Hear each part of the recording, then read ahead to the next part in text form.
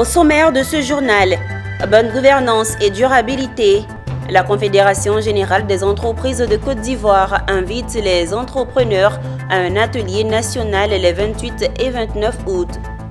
Vie communautaire, investiture du président réélu de la communauté togolaise en Côte d'Ivoire. À Dabou, nous parlerons de célébration de l'excellence. 6 élèves honorés à la première édition de la Flamme de l'excellence. Madame, Monsieur, bienvenue sur Business 24 Africa. Vous suivez le journal. Démarrons cette édition avec une note de bonne gouvernance. Vous avez entendu parler de la RSE, responsabilité sociétale des entreprises. Venez vous familiariser cette fois avec la CRE, ou si vous voulez, conduite responsable des entreprises, les 28 et 29 août à Abidjan, Plateau. C'est le rendez-vous que donne la Confédération générale des entreprises de Côte d'Ivoire, CGEC, en collaboration avec l'OIT, à l'ensemble des chefs d'entreprise membres de la fêtière. L'information a été donnée lors d'une conférence de presse tenue à la maison du patronat en présence de Issa Badini. 28 et 29 août, des jours d'atelier sur la conduite responsable des entreprises. À Sinotel, à un jet de pierre de la maison du patronat. Ce sont là les dates et les lieux et l'intitulé de l'atelier national voulu par la CGC, raison principale de cette conférence de presse de cet après-midi. C'est un atelier de sensibilisation, mais aussi de formation. Parce que nous savons que les entreprises sont engagées sur la démarche de la durabilité par rapport aux enjeux liés au domaine économique mondial. Donc nous les invitons à profiter de l'opportunité qu'offre la CGCI à venir interroger leur niveau de connaissance, mais surtout à s'engager dans la démarche de la durabilité. Sensibiliser et former les chefs d'entreprise. Pour ce faire, la CGC va recourir au service de l'Organisation internationale des employeurs et surtout de l'OIT. Contrairement à ce que son nom indique, c'est un instrument en matière de conduite responsable des entreprises qui s'applique autant aux entreprises multinationales qu'aux entreprises nationales, de façon à leur donner des orientations sur la façon dont elles peuvent, à travers leurs opérations, contribuer à la réalisation du travail décent. Nous allons pouvoir échanger avec les entreprises qui vont venir se joindre à nous de façon à dresser un portrait des tendances actuelles. Sur l'ensemble des 2 jours d'atelier, 100 chefs d'entreprise sont attendus. Direction Brazzaville, en République du Congo, le pays de Denis Sassou Nguesso se prépare à accueillir la 74e session du comité régional de l'OMS pour l'Afrique. Ce rendez-vous crucial va rassembler les ministres de la Santé de 47 pays africains. Et les débats vont tourner autour des grands défis de la santé sur le continent. Ce samedi, il s'est tenu une conférence de presse en prélude à cet événement. Le compte-rendu de Praise Bromelia. Ce 24 août 2024 à Brazzaville, la conférence de presse en prélude à la 74e session du comité régional de l'OMS pour l'Afrique a posé les bases de ce qui sera une semaine riche en discussions et en décisions. L'événement a rassemblé des figures majeures du secteur de la santé, déterminées à améliorer les systèmes de santé dans toute la région. Le ministre de la Santé et de la Population du Congo a ouvert la séance en soulignant l'importance de cette rencontre pour le renforcement de la coopération régionale. L'autre enjeu de cette session, on va élire un nouveau directeur régional. Il y a 4 candidats qui se sont inscrits, qui ont passé déjà les premières présentations, mais ça va être le grand dossier que nous allons gérer le 27 août. Alors, donc, je voulais dire que cette session a attiré beaucoup de monde. Au nombre, si on se fie au nombre des inscriptions, nous attendons à peu près 600 à 650 délégations, membres de délégation. Le Congo se réjouit de ce que nous puissions abriter cette session. Dans le prolongement de cette ambition partagée, la directrice régionale de l'OMS pour l'Afrique a souligné les résultats positifs déjà obtenus grâce aux efforts collectifs sous le programme de transformation. C'est une réunion statutaire de l'OMS, donc ça veut dire que comme l'OMS est une organisation des États membres, le comité de ministres vient voir avec nous ce que nous avons fait par rapport à ce qu'ils ont demandé et par rapport aux plans qui ont été développés avec les États membres. Toutes les questions clés qui seront débattées la semaine prochaine sont d'une importance capitale, car nous examinons les défis sanitaires auxquels notre région est confrontée pour améliorer la santé de la population africaine dans tout le continent, dans toute la région, dans 47 pays, parce que ça c'est important pour notre futur, c'est important pour nos économies. Nous savons que la santé est centrale.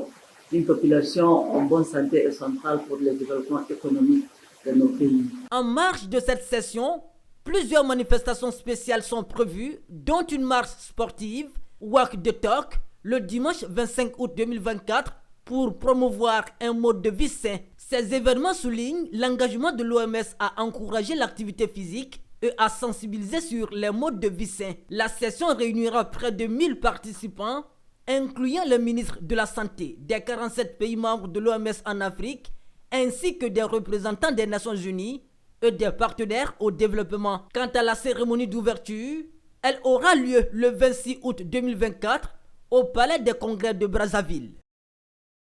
De retour en Côte d'Ivoire, parlons de vie communautaire.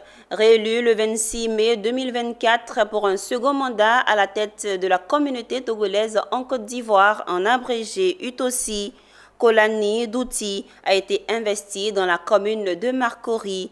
Le président de l'UTOSI s'est engagé à travailler pour que la cohésion et l'unité reviennent dans la communauté togolaise en Côte d'Ivoire. L'investiture a vu la participation de toute la communauté togolaise en Côte d'Ivoire et du parrain venu de Lomé, Pierre Tebeu et Tima Traoré.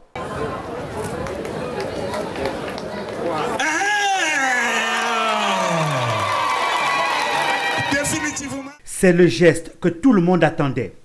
Kolani Douti, installé comme président de l'Union des Togolais en Côte d'Ivoire, UTOSI. Réélu pour un second mandat de 4 ans, il a pris officiellement fonction ce samedi 17 août 2024 à Abidjan.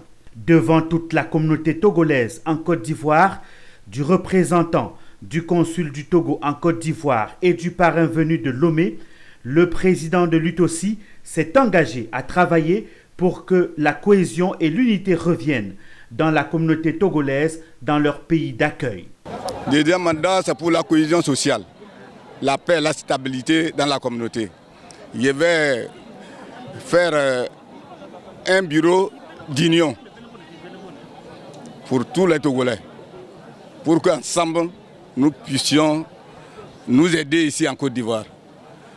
C'est-à-dire, notre union, c'est pour l'entraide, défendre les Togolais qui sont en difficulté, et aider les Togolais qui sont en difficulté et faire en sorte qu'il y a la paix entre nous. Kolani Douti pourra bénéficier des conseils et du soutien du Bureau ivoirien pour la promotion de l'intégration africaine, du parrain et de la représentation togolaise en Côte d'Ivoire. Le pays est une terre d'hospitalité et ce pays vraiment accueille beaucoup de ressortissants. Nous allons construire la Côte d'Ivoire ensemble avec eux, mais tout doit se faire dans les normes pourvu qu'il soit organisé. Le message fort à retenir pour cette cérémonie, c'est un message de paix, de solidarité, d'unité et de vivre ensemble entre fils et filles de même pays résidant en Côte d'Ivoire.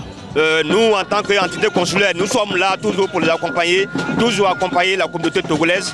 Kolani Douti a été réélu à la tête de l'UTOSI le dimanche 26 mai 2024. La cérémonie d'investiture s'est achevée dans la réjouissance et l'ambiance musicale au rythme togolais.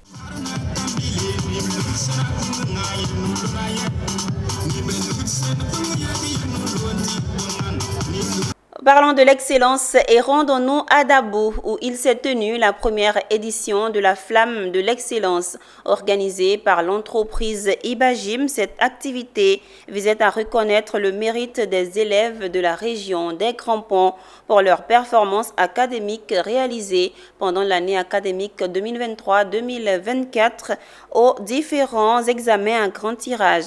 Le compte-rendu de la cérémonie avec Michel Brou et Richard Akeke. 6 élèves de la commune de Dabou ont reçu plusieurs lots composés d'ordinateurs portables, de bons de prise en charge scolaire, des diplômes et un séjour à Dubaï.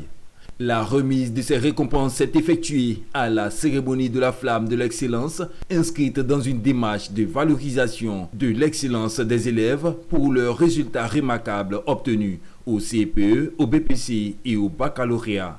L'entreprise Ivoire Bâtiment, Aménagement et Gestion Immobilière, principale initiatrice, a voulu confirmer sa volonté de promouvoir la qualité et l'excellence affichée par ses écoliers. Nous avons voulu encourager nos enfants afin qu'ils puissent exceller parce que nous savons que pour avoir demain des cas de qualité, c'est déjà à l'école qu'il faut commencer. C'est pour cela que nous avons organisé cette cérémonie et nous avons eu des enfants qui ont eu de très bons résultats et nous en sommes fiers. Ce sont des moments de joie, d'émotion et de fierté pour les parents d'élèves, amis et enseignants, démontrant l'impact positif de cette initiative pour motiver ses élèves. C'est par le travail qu'on se rend indépendant. Donc c'est le même message. J'invite aussi d'autres cadres, d'autres propriétaires, gérants d'entreprises à faire la même chose que celle que Ibajim. Je suis très ravie, je suis honorée d'avoir reçu cette récompense. Ce moment représentait non seulement une reconnaissance de mon travail, mais aussi un moment de célébration. Je suis très heureux et très fier de moi. Je suis très fier aussi de ma mère qui m'éduque chaque fois, qui me donne de bons conseils. L'entreprise Ibajim, spécialisée dans le secteur de l'immobilier, prévoit au mois d'octobre prochain des remises de dons aux cantines scolaires, mais également la célébration du corps enseignant, des acteurs clés au service du développement et de l'excellence. En attendant la prochaine édition, les participants sont repartis avec l'enthousiasme de continuer à viser l'excellence en gardant à l'esprit que chaque effort compte et que le mérite doit être célébré. Direction Yamoussoukro, capitale politique de Côte d'Ivoire, le centre de recherche politique d'Abidjan a initié un atelier autour de son programme intitulé « Initiative citoyenne pour la construction de la nation ». Cet atelier avait pour objectif de définir des stratégies pour une élection apaisée en 2025 en Côte d'Ivoire. C'était en présence des chefs traditionnels, guides religieux, leaders d'opinion et corps préfectoral. Le compte-rendu de Charles Kouakou et Pierre Tebeu. Le Centre de recherche politique d'Abidjan, CRPA, mène depuis 2022 un programme intitulé « Initiative citoyenne pour la construction de la nation ». Il a fait le constat amer qu'à l'approche des grandes échéances électorales, les tensions et les violences sont récurrentes. Pour prévenir ces événements, plus de 20 participants venus de la région du Bélier et du district autonome de Yamoussoukro ont échangé sur la nécessité de renforcer le sentiment national ou celui d'appartenir à une même communauté de destin malgré les diversités culturelles, religieuses et régionales. Nous savons bien qu'aujourd'hui la gestion de la communication est essentielle et principalement à l'approche de l'élection présidentielle de 2025, nous avons estimé qu'il serait intéressant d'échanger avec les autorités locales sur la problématique de la communication des crises, de sorte à avoir des échanges, donc un séminaire de donner et de recevoir sur la communication des crises. Et vu que nous sommes des leaders de la communauté, il est important de participer à ce renforcement de capacités afin de pouvoir participer dans la prévention des crises qui peuvent se dérouler dans les mois à venir pendant ces élections que nous attendons bien sûr en Côte d'Ivoire. Ce projet de veille citoyenne et communication de crise se déroulera dans plusieurs autres villes de la Côte d'Ivoire. La ville de Korogo, dans le nord de la Côte d'Ivoire, abrite une antenne de l'INFAS, Institut national de formation des agents de santé. Bonne nouvelle, cette année, l'INFAS de Korogo accueille le concours d'entrée. Candidats infirmiers et sages-femmes ont été invités à la visite médicale. Le récit de Daouda Ouattara. C'est une première dans l'histoire de l'INFAS de Korogo depuis son ouverture. Le lancement du concours direct des agents de santé INFAS. L'objectif est de rapprocher les villes de composition aux candidats et éviter des déplacements souvent à fort risque. Avant le top départ des épreuves, le chef d'antenne de l'INFAS de Korogo et le secrétaire général de la préfecture ont prodigué des sages conseils aux candidats. On aura aussi besoin de la discipline pendant la composition. C'est une composition. Pas un examen, mais un concours. Le petit mot que vous balancez à votre voisin peut faire qu'il prend la place, puis vous restez encore dans l'opposition. Le chef d'antenne l'a dit tout à l'heure, il s'agit d'un concours, et un concours national. Ce n'est pas un examen de passage en classe supérieure ou en année supérieure. Il s'agit d'un concours, donc la sélection est, entre guillemets, sélective. On ne retiendra que les meilleurs. Après le lancement du concours au sein de l'INFAS, en 1h45, le comité d'organisation locale a sillonné les autres centres de composition. Partout où ils sont passés, le constat était le même. Tout se passe très bien. Et donc, après le lancement, notre devoir est de passer dans les différents collèges et lycées retenus qui sont des centres de composition, de voir l'atmosphère. Aux candidats, nous leur avons prodigé de petits conseils. Nous leur avons dit tout simplement que la composition est personnelle. Les épreuves ont commencé avec les auxiliaires. Le deuxième jour, les sages-femmes maïticiens et les infirmiers suivront le troisième jour, c'est-à-dire le dimanche. Parlons santé. Les populations du village de Ouaté, dans le département de Kounfao, sont soulagées. Leur centre de santé a été réhabilité et équipé en matériel sanitaire, notamment d'une ambulance médicalisée. Le centre de santé réhabilité de Ouaté est le fruit d'une collaboration entre l'État de Côte d'Ivoire et la Banque mondiale. Anissé Kouadio. Le centre de santé rural de Ouaté, dans le département de Kounfao, de par la volonté de la Banque mondiale, a été totalement réhabilité et équipé. Ce visage reluisant qu'affiche cet établissement sanitaire est célébré aujourd'hui par l'ensemble des fils et des cadres de la mutuelle de Ouaté, la chefferie traditionnelle et la population. Nous sommes heureux de vivre cet événement. Voilà, on remercie vraiment la Banque mondiale et puis l'État de Côte d'Ivoire qui a accepté que ce centre soit réhabilité à ce niveau. Les élus et les cadres de Kounfao ont exprimé leur gratitude aux autorités gouvernementales qui ont contribué énormément à la réhabilitation de ce centre de santé de Ouaté. Merci pour cette amitié, cette solidarité gouvernementale.